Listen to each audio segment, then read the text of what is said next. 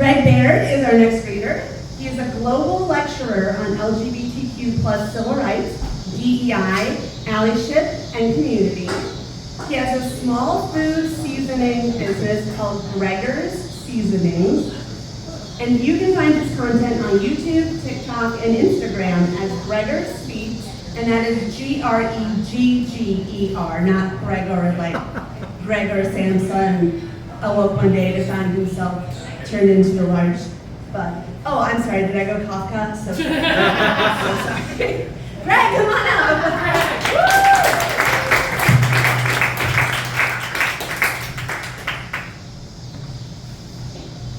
Thank you.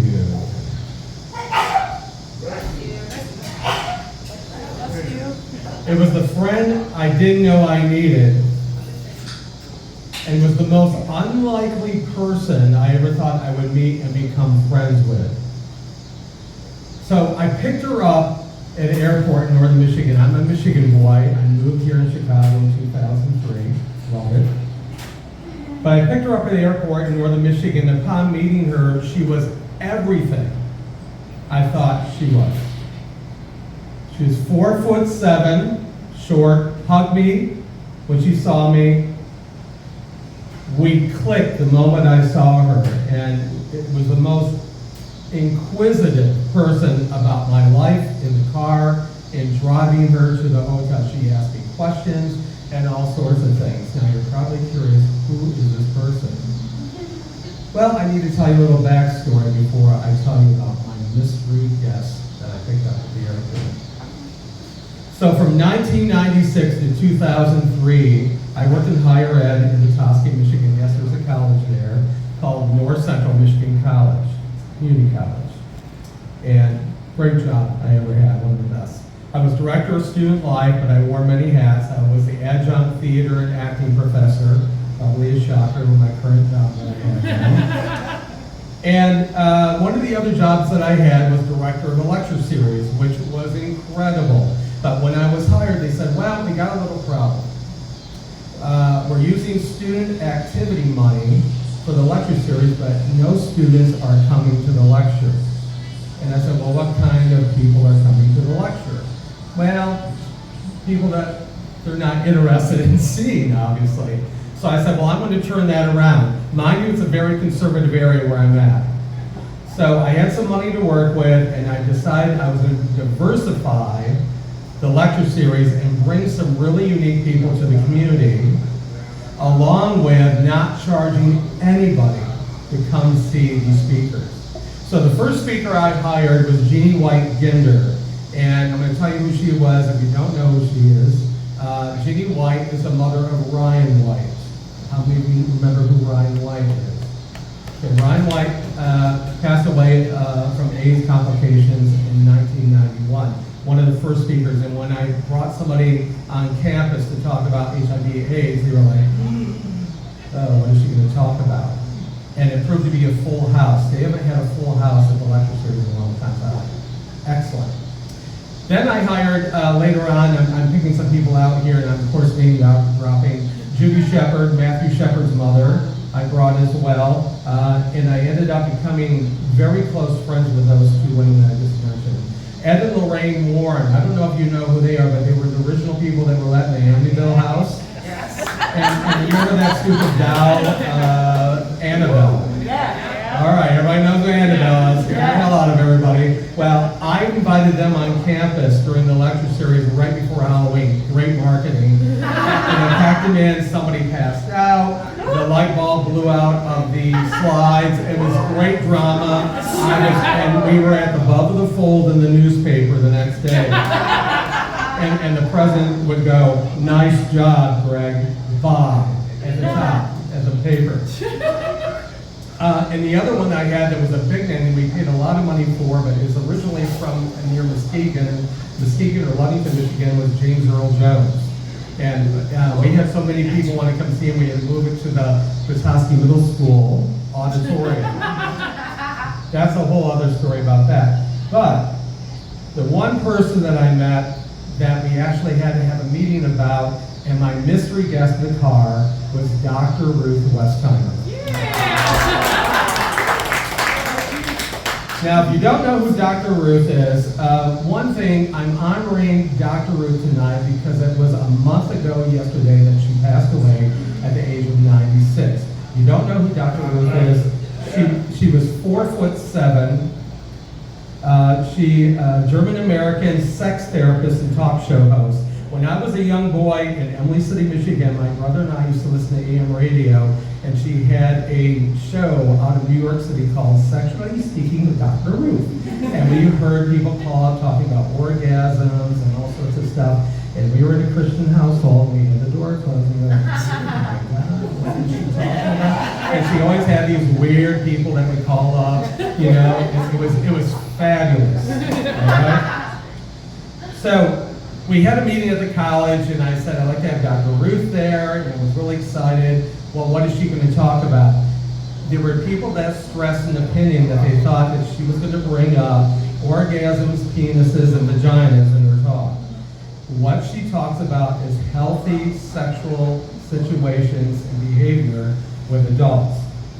So, with that said, I'm in the car with Dr. Ruth. I had to get her in the college van, and I didn't want to manhandle her at the airport to get her in the van. So we're driving, and mind you, when I had all these speakers come to North Central Michigan College, not once did I talk about my sexual orientation. It just never came up in the conversation. And so Dr. Ruth is in the car and hit it hard. She was like talking about how she loved downhill skiing, how she lost her husband several years ago. She's got 2 children. She's got like worked me over in the van. Talk. She was fabulous. Giggled in the whole thing. So I get her to Petoskey, get her to the hotel, had a little break, went and had dinner with her later. And then I was told by her agent, said, listen, Dr. Ruth doesn't like everybody to know she's short, so when you put the podium up, make sure there's a stool for her to stand on. Like everybody knows Dr. Ruth. All right? So, packed him in for this whole lecture, which was great. So I picked her up, and by the way, I forgot to tell you, she held my hand the whole time. And she told me when she got to the hotel, she goes, can I be your friend now? Can we be friends? This is so wonderful. And I thought, oh, I got a friend in Dr. Ruth. This is so it was great. Because I remember like listening to her, you know, when I was little. So it was just everything I ever had in talking to her. Of course, like I said, my sexual orientation did not come up. So the lecture went out, you know, everybody was there, they loved her. She actually at one point before the lecture came up and stood on the podium, and she walked up to test it out, and the audience went crazy like a rock concert. And she came up, she goes, okay, thank you very much, and she walked off. So it was just kind of winding up the audience, whatever things that she does. So the lecture was great. It was probably about, I would say a good hour and a half long. She took Q&A, she had pictures with everybody, and then we did a reception for her afterwards. And it was at the Perry Davis Hotel, working in here. And it was in the lobby, it was great. Well, she told me on the way there, she goes, Greg, I'm doing a really awful German accent about that. She goes, Greg, I want to meet everybody that is associated with you. So she wanted to meet my supervisor, she wanted to meet Student Senate, who was part of student activities, partly who had brought her there. She wanted to meet everybody, and she wanted to meet Eric Haight. Eric Haight was professor of psychology, and Eric Haight is 6'5".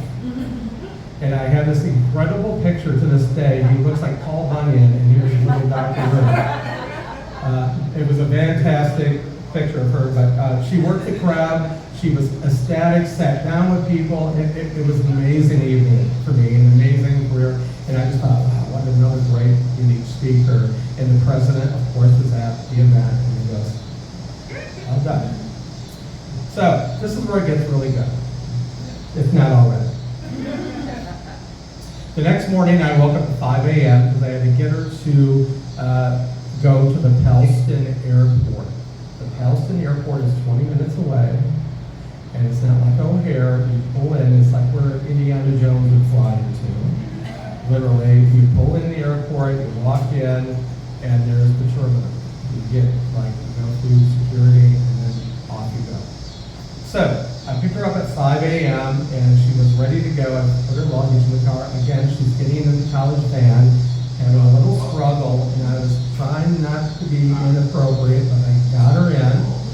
And so we're driving to the airport. Very quiet. It's December 8th of 2000. And I said, Dr. Ruth, really good evening last night. She goes, Greg, I loved it. I loved the whole thing. And then I heard her start doing this. In the van, 5 a.m. I got a coffee with me, and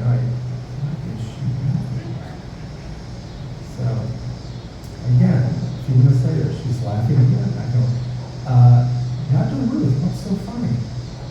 She goes, oh, Greg, I'm just thinking. Okay. So a few minutes go by, and all of a sudden she goes, Greg, I must ask you a question.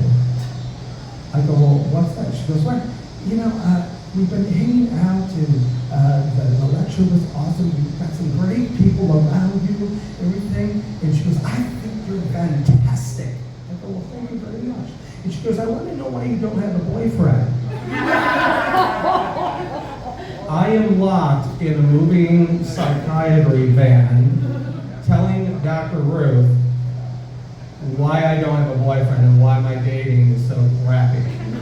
So I'm thinking like, oh, I gotta give her a good answer, like she's gonna psychoanalyze me or something. So I go, well, Dr. Ruth, I live in northern Michigan, and a lot of the men that are up in northern Michigan, they go to Florida or Palm Springs during the winter. It's a little cold up here, and the whole time I'm going, this is the lamest thing I ever told anybody. And then I'm thinking what a friend told me, and I said, oh. And my friend said that a lot of these guys look too burly, they got like flannel shirts and they're hunters and backwoodsmen and stuff, and I'm just not into that. Oh. And she goes, oh, I see, thank you very much. So we're driving, and I thought, well, what did just transpire? So 5 minutes later, get at the airport, I get her out of the van. She goes, Greg,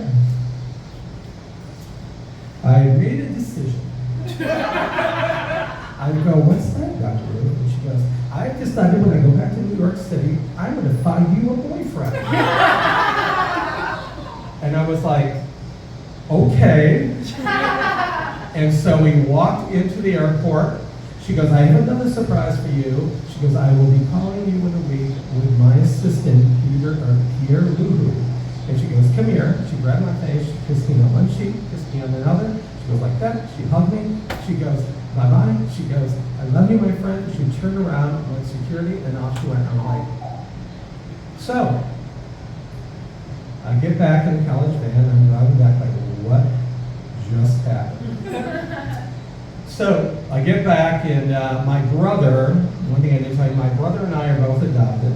We're both adopted from different families, and we're both gay. My parents hit that home a lot. So, I call my brother the next day, and I go, Doug, I met Dr. Ruth, and we were talking, remember you were kids, the whole thing. You know, yeah, I got to tell you though, when she was leaving, she said she's going to find me a boyfriend. And my brother's got a really dry sense of humor. He goes, oh, Greg, that's fantastic. Now you have Dr. Ruth pimping for you.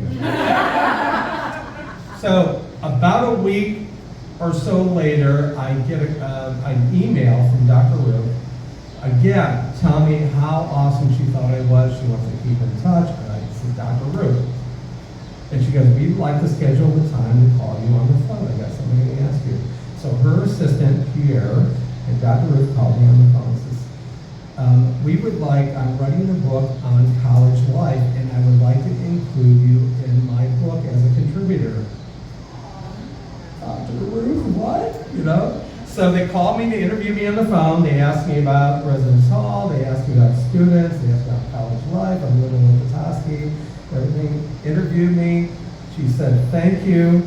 And I heard from her, I'm trying to get in hell, and I cut myself here. About 6 months later, I received a book in the mail, and I'm included in the acknowledgement. So if you ever go to a bookstore, if anybody goes to one anymore, and look up Dr. Ruth's Guide to College Life, I am thankful thanked in the acknowledgement section for my contribution to her book. So that's my claim, one of my claims to fame, I guess. But thank you.